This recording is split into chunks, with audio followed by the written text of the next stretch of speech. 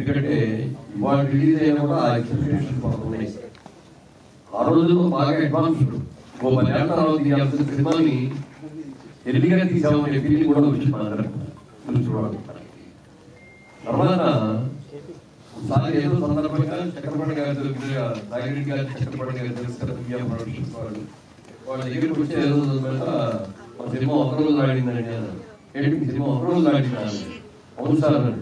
అంటే రిలీజ్ థియేటర్లో ఆడిందా అన్నారు. లేదంటే కొన్ని థియేటర్స్లో షిఫ్టింగ్ చేసుకోవాలి, కొన్నింటిలో మార్నింగ్ షో తీసుకోవాలి. ఆ విధంగా చెప్పాలంటే మా విజయ ప్రొడక్షన్ మేము తీసిన మా అయ్యబాదర్ గారి సినిమాలు కానీ 30 సంవత్సరాల నుంచి ఆడుతాయి. ఏ రోజు ఏదో ఒక రోజు ఏదో థియేటర్లో ఆ సినిమాలు ఆడుతూనే ఉంటాయి. మరి ఏం చేసుకోవాలి? 30 ఏళ్ళు ఒక రోజు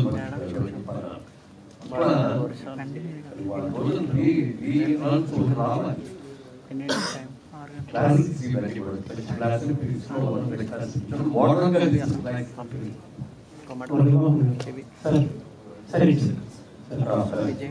ఒకప్పుడు ఈ టైంలో ప్రొడ్యూసర్ కి చాలా సినిమా మీద గ్రిప్ అనేది చాలా ఎక్కువ ఉండేది, ప్రొడక్షన్ మీద కానీ అన్నింటి మీద.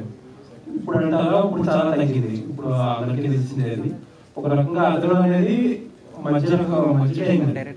అప్పట్లో మీ టైంలో ప్రొడక్షన్ మీద మీకు ఎందుకు గ్రిప్ ఉండేది? అతను ప్రొడక్షన్ మీద యాక్చువల్గా అతను ప్రొడక్షన్ అప్పుడు మేము రియల్ ఎస్టేట్ లో కూడా కొంచెం బాగా బిజీ అవుతూ ఉండి మేము అన్నా అనమాట.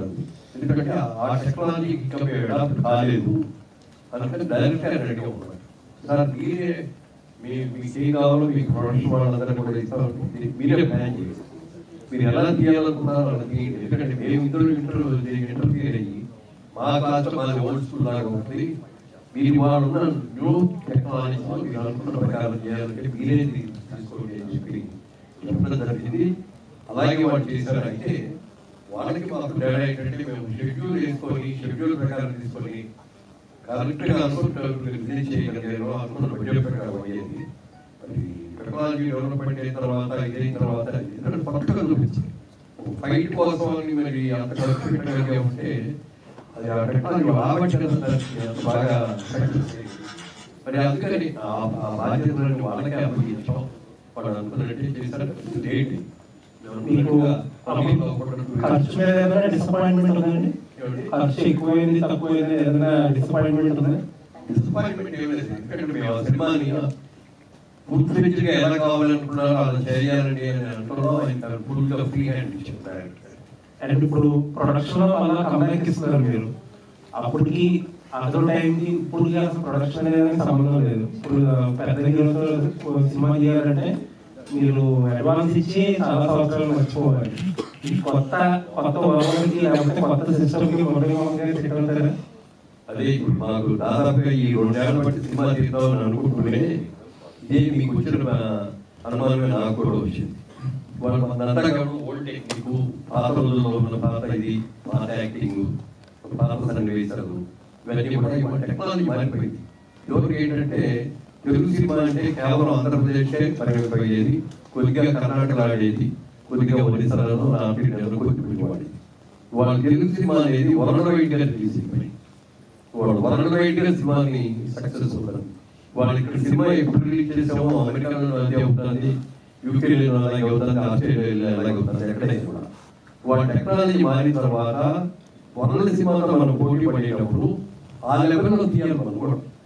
అలా తీయకుండా ఏదో బడ్జెట్ పాత సినిమా బ్లాక్ అండ్ వైట్ తీసినట్టు 3 లక్షలు 5 లక్షలు తీద్దామని అనుకుంటే వాళ్ళు ఎవరు చూడరు, థియేటర్ కూడా రాదు. అందుకని టెక్నాలజీ మనం డెవలప్ చేసుకొని దానికి ఆ లెవెల్లో తీసినప్పుడే మనం వరల్డ్ సినిమాతో పోటీ పడాలి. ఇందులో నాజర్ గారి క్యారెక్టర్ కి శోభన్ గారు బ్లాక్ చెక్ కూడా ఇస్తానంటే ముందు మాతో సినిమాలు తీస్తారు, చాలా పెద్ద అయింది.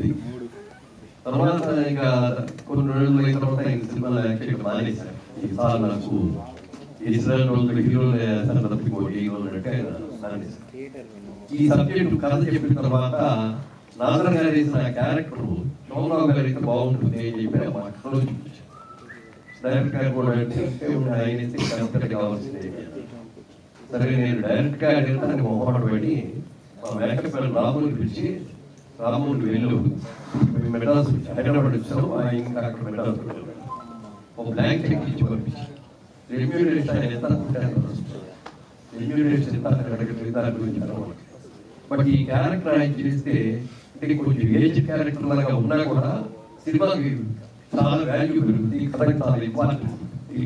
ఆ క్యారెక్టర్ విపరీతం ఇంపార్టెన్స్ వస్తుంది అని చెప్పి అనుకోని పంపిస్తే ఆయన ఫోన్ చేసి సారీ మురళీమోహన్ గారు ఏమనుకోవద్దు, నేను శోభన్ బాబు అని ఎవరైనా గుర్తులు తెలుసుకోగానే నేను హీరోగా ఉన్నప్పుడు ఎలా అందంగా ఎలా టిప్ టాప్ డ్రెస్ వేసుకొని ఎలా చేశాను అలాగే నన్ను గుర్తుంచుకోవాలి తప్ప ఒక తండ్రి గానో తాతగానో లేకపోతే ఒక రోగిస్ట్ గానో అట్లాంటి క్యారెక్టర్ నేను చేయదలుచుకోలేదు. ఏమనుకోవద్దు, క్యారెక్టర్ మంచి సినిమా ఉంటుంది, మంచి యాక్షన్ తీరు డెఫినెట్గా మంచి క్యారెక్టర్ కూడా హీరో లేకపోతే నన్ను అడగరు, కానీ ఏమనుకోవద్దు నేను చేయలేదు అని చెప్పి. సార్ అతడు తెలుగు సినిమాకి ఒక కొత్త మార్కెట్ ని ఓవర్సీస్ మార్కెట్ ని ఓపెన్ చేసింది. అంత ముందు వరకు ఆ మార్కెట్ పెద్దగా లేదు, ఉందో లేదో కూడా తెలియదు మార్కెట్. కానీ అతడి తర్వాత ఓవర్సీస్ మార్కెట్ అనేది ఒకటి ఓపెన్ అయింది. అంటే తెలుగులో మిక్స్డ్ రిపోర్ట్ ఉన్న ఓవర్సీస్ లో బిగ్గెస్ట్ బ్లాక్ బస్టర్ అతడు. దాంతోపాటు అతడు మీకు మార్కెట్లో అంటే ఎక్కువ సార్లు ప్లే అయిన ఒక సినిమాలో కూడా ఒక రికార్డ్ క్రియేట్ చేసింది. అంటే ఆ టైంలో ఈ సినిమా యొక్క క్యాలిబర్ ని కరెక్ట్ గా రీచ్ చేయలేకపోయాము అనేది ఏమైనా ఉందా? ప్రమోషన్స్ విషయాలు ఏమైనా? ప్రమోషన్స్ విషయంలో అట్లాంటి ఏమిటి కానీ బడ్జెట్ ఆ ఎక్స్పెక్టేషన్ లేదు. ఈ సినిమా టెక్నికల్ ఎంత బాగుంటుంది, ఎంత బాగుంటుంది ఏంటి మామూలుగా టెక్నికల్ సినిమాలో ఒక సినిమా లాగా చూశాను. ఇందాక అదే మేము ఇందాక రమేష్ గారితో దగ్గర మాట్లాడుతున్నారు కూడా సినిమా ఎండింగ్ తెలిసే క్లైమాక్స్ అనేటువంటి మన ప్రమాణంగా బయటికి ఎన్ని ఉండిపోయి మొత్తం హీరో అందరూ కలుసుకోవడం ఇద్దరు. ఈ సినిమా క్లైమాక్స్ చూస్తే మీకే ఆశ్చర్యం వేస్తుంది, మాకు కూడా ఆశ్చర్యం వేస్తుంది. ఎందుకంటే ఆ ఫైట్ అంతా అయిపోయిన తర్వాత మళ్ళీ తిరుగు ప్రయాణం ఊరికి తప్ప మళ్ళీ మిగిలిన రావడం లేకుండా కొత్త తీశారు. మీరు అన్నట్టు ఇండియాలో కంటే కూడా ఓవర్సీస్ లో చాలా పెద్ద చాలా మంది చూస్తారు. తర్వాత ఎన్ని చూసి సక్సెస్ వచ్చి మంచి పేరు వచ్చిన తర్వాత టీవీలో చాలా మంది చూసారు. టీవీలో కూడా మీరు అన్నట్టు మా టీవీలో చాలా హైయెస్ట్ టైమ్స్ టెలికాస్ట్ అయిన సినిమా ఏది అంటే డబ్బింగ్ అనేది నాజర్ గారి క్యారెక్టర్కి ప్రాణం పోతుంది. కూడా ఇంటర్వ్యూలో చెప్తూ అక్కడ మేము షూటింగ్ లొకేషన్లో చేయని సీన్ కూడా ఎస్ఎల్బీ గారు యాక్ట్ చేశారు. మహేశ్వర్ గారు కాళ్ళ గణన పెట్టినప్పుడు జాగ్రత్త అంటారు, యాక్చువల్గా ఒరిజినల్ లైఫ్ ఎస్ఎల్బీ గారు యాక్ట్ చేస్తారని. ఇప్పుడు ఎస్ఎల్బీ గారు మన మధ్య లేదు, కానీ ఆ వాయిస్ మళ్ళీ ఆయన డబ్బింగ్ వాయిస్ ఒకటి క్రియేట్ కావాలనుకుంటున్నాం. అలా ఏం చెప్తారు సార్? అంటే ఒక కొత్త బాడీ యాక్ట్ చేశారు, అంటే షూటింగ్ లో లేని స్క్రిప్ట్ లో లేని ఎస్ఎల్బీ గారి డబ్బింగ్ లో ఒకటి యాక్ట్ చేశారు మహేశ్వర్ నాజర్ గారికి. సో అది ఒక కొత్త నేను అనుకోలేదు, కానీ ఎస్ఎల్బీ గారి యాక్ట్ చేయడం వల్ల సీన్ చాలా ఫుల్ఫిల్మెంట్ అయింది అని తెలుసుకున్నారు. సో ఎస్ఎల్బీ గారి వాయిస్ అనేది నాజర్ గారి క్యారెక్టర్ ఒక ప్రాణం వస్తుంది. సో అప్పుడు ఎస్ఎల్బీ గారి మన మధ్య లేరు, కానీ ఆయన వాయిస్ మళ్ళీ ఒక 20 years తర్వాత మనం మళ్ళీ చూడబోతున్నాం ఈ అతడు రిలీజ్. సో ఎస్ఎల్బీ గారిని గుర్తు చేసుకుంటే ఈ సందర్భంగా ఏం చెప్తారు? అంటే యాక్చువల్గా ఇప్పుడు ఈ అప్గ్రేడ్ చేసిన దాంట్లో నాకు పెద్దగా అసలు నేను ఇన్వాల్వ్ కాలేదు, నా ప్రియాంక ఇన్వాల్వ్ అయింది. ఈ ప్రశ్నకి సమాధానం ఆవిడ చెప్పాలి కానీ నేను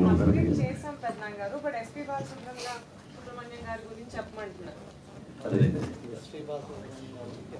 మా సుబ్రహ్మణ్య గారి గురించి చెప్పాల్సి చాలా గొప్ప వ్యక్తి.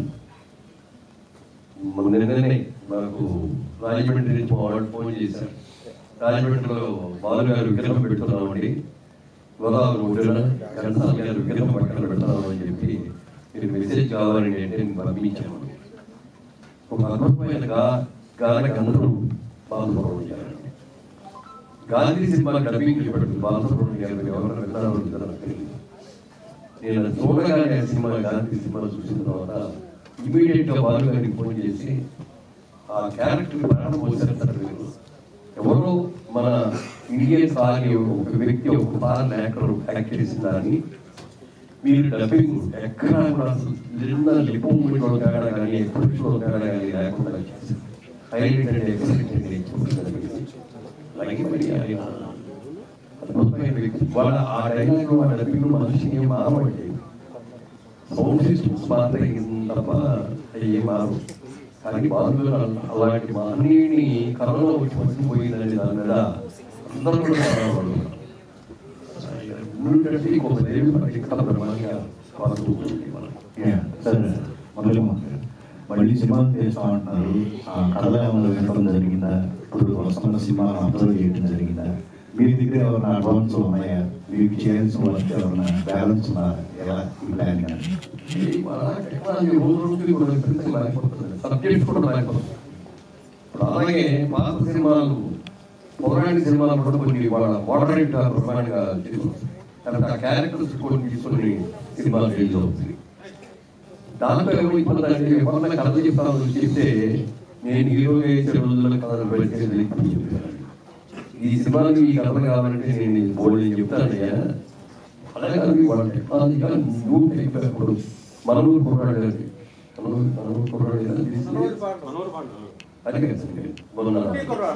కంపెనీ కుర్రాడు తీశారు. ఎంత బాగా తీశారు. అందరూ కొత్తాడే, అందరూ కొత్త అంటూ విలేజ్ మన సినిమాలు చూస్తుంటే ఆ విలేజ్కి వెళ్ళిపోయి మన విలేజ్లో మనం తిరిగాము చూసాము బాగుంది. చిత్రం తీశారు. అద్భుతంగా సక్సెస్ అయింది. అలా తీయాలి అంటే సబ్జెక్ట్ ఆ టైప్ చెప్పాలి. ఎవరికైనా పుస్తక సబ్జెక్ట్ అని చెప్తారు, చూస్తాం కథ చెప్తారు. ఆ కథ బాగా నడిస్తే అట్లాగా ఉంటారు. కథ బాగాలేదనిపిస్తే నిద్ర చేస్తా ఉంటున్నారు. నేను చెప్తాను ముందే బాబు నా కథ నచ్చకుంటే మాత్రం మధ్యలో ఆపేస్తాను, దానికి మీరు ఇష్టం వచ్చిందని చెప్పి.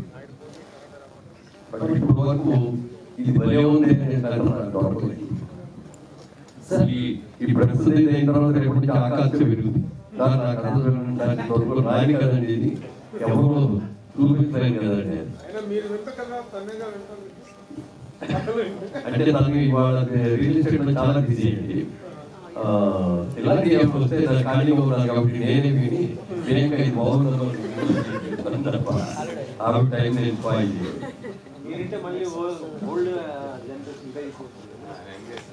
మీ సినిమాల్లో ఇప్పుడు రీమేక్ ట్రెండ్ నడుస్తుంది కదా, రీమేక్ ట్రెండ్ నడుస్తుంది కదా. మీ సినిమాల్లో రీమేక్ రీ రిలీజ్ చేయాలంటే ఏ సినిమా చేస్తారు?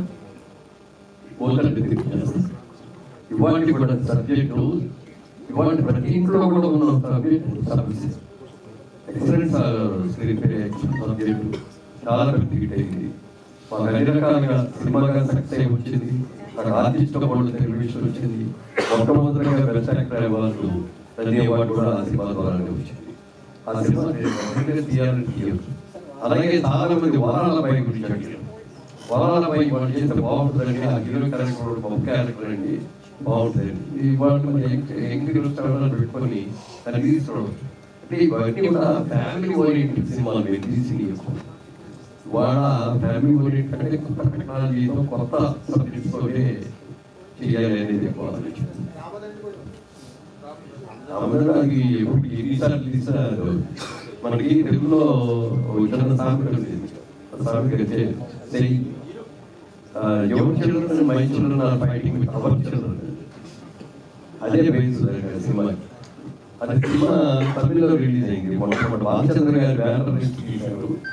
హీరోయిన్ లక్ష్మి గారు డైరెక్ట్ చేశారు. సినిమా చూశాను, ఫస్ట్ డే వెళ్ళి చూశాను. నాకు బాగా నచ్చింది. బ్రదర్ దగ్గర పిలిచి కిషోర్ గారిని సినిమా చూడొకసారి తను కూడా చూసి బాగుందని అన్నాడు. తను అప్పుడు ఏం చేయాలి, బాలచంద్ర గారి దగ్గర ఈ సినిమా రైట్స్ కావాలి సార్ తెలుగులో అంటే లక్ష్మి గారి డైరెక్షన్ కావాలి. లక్ష్మి గారు చేయదు, నా మాట కాదలేక ఈ సినిమా చేసింది అప్పుడే చెప్పింది. మళ్ళీ మీరు కూడా అడుగుతుందండి కొన్ని సినిమా చెప్తున్నాను, నేను హీరోయిన్ గానే ఉండదలుచుకున్నాను అని చెప్పి అలా అన్నారు. తర్వాత మేవడిగా కూడా అదే అన్నారు, సార్ నా హీరోయిన్స్ ఏం మోడల్ చేసుకుని నేను డైరెక్షన్ అని చెప్పి. డైరెక్షన్ అంటే చాలా కాన్సెప్ట్ కావాలి. సినిమా సబ్జెక్ట్ మొదలు పెట్టిన కాడి నుంచి రిలీజ్ వరకు ఎవ్రీ మినిట్ ఎవరి క్షణం కూడా దాని మీద కాన్సన్ట్రేట్ చేయగలిగాను. అలాంటి ఇన్సార్లు తీసుకుని బాగానే ఉంటుంది.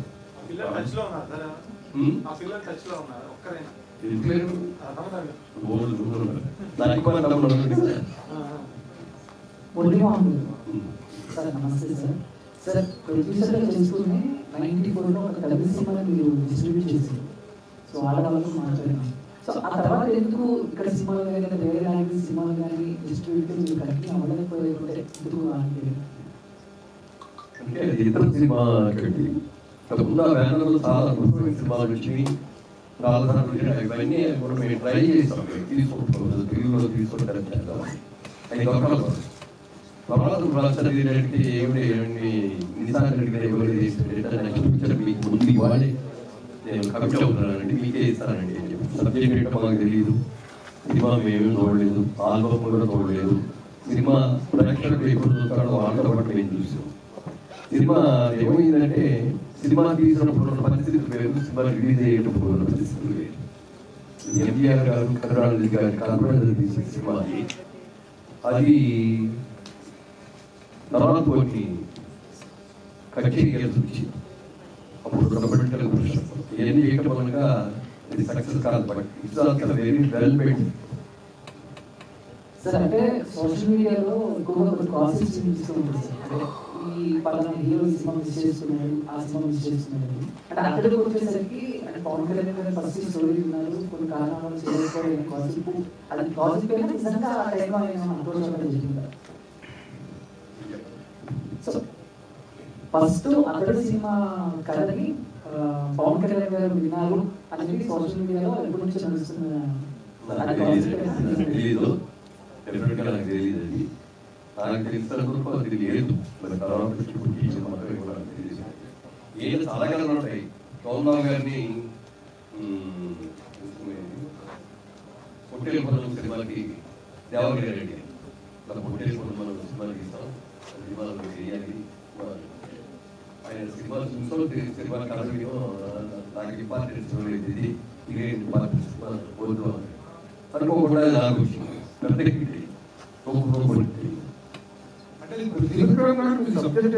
మహేష్ బాబుతో అనేటువంటిది కన్ఫర్మ్ చేసుకొని చెప్పారా? కథగానే చెప్పారు. కథగానే చెప్పిన తర్వాత అనుకున్నప్పుడు రకరకాల పేరు గురించి మాట్లాడుతూ మరి అప్కమింగ్ చాలా మంచి, ఎందుకంటే కృష్ణ గారి అబ్బాయి ఏదైతే ఒక ఇమేజ్ చైల్డ్ ఆర్టిస్ట్ గారి దగ్గర నుంచి అద్భుతంగా చేసిన ఎక్స్పీరియన్స్, తర్వాత అప్పటికి కొన్ని సినిమాలు మంచి సినిమాలు వచ్చినాయి. ఇవన్నీ చూసుకొని సినిమా బడ్జెట్ కూడా పెద్ద బడ్జెట్ సినిమా ఉంటుంది కాబట్టి మహేష్ బాబు పెట్టుకుంటే బాగుంటుంది అనే ఆలోచన ఎవరికైనా ఆ విధంగా మహేష్ బాబు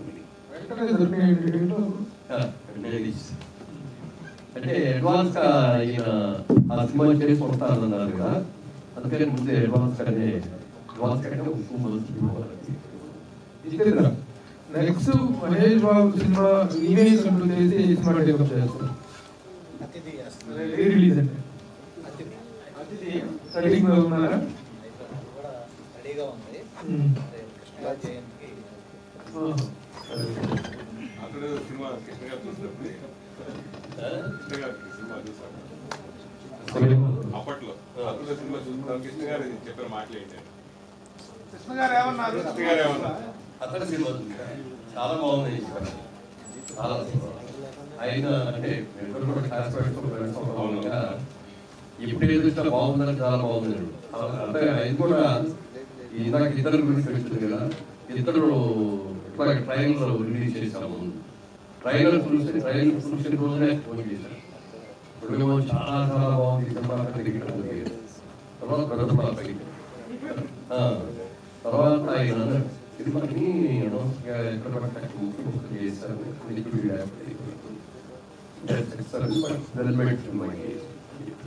సార్ నమస్కారం సార్. సార్ అంటే మీరు చాలా సార్లు అన్నారు చిన్న సినిమాలు వర్క్ అది, చిన్న సినిమాలు ఆడాలి అని మీరు అన్నారు. కలేజా రిలీజ్ చూసుకుంటే ఒక 4-5 ఫిలిమ్స్ వచ్చాయి.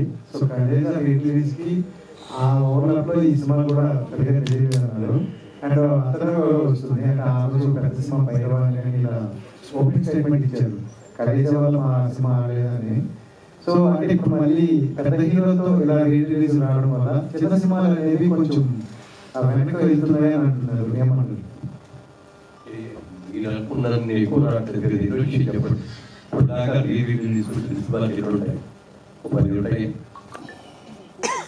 ఒక 20 ఉంటే అంతే కదా సంవత్సరం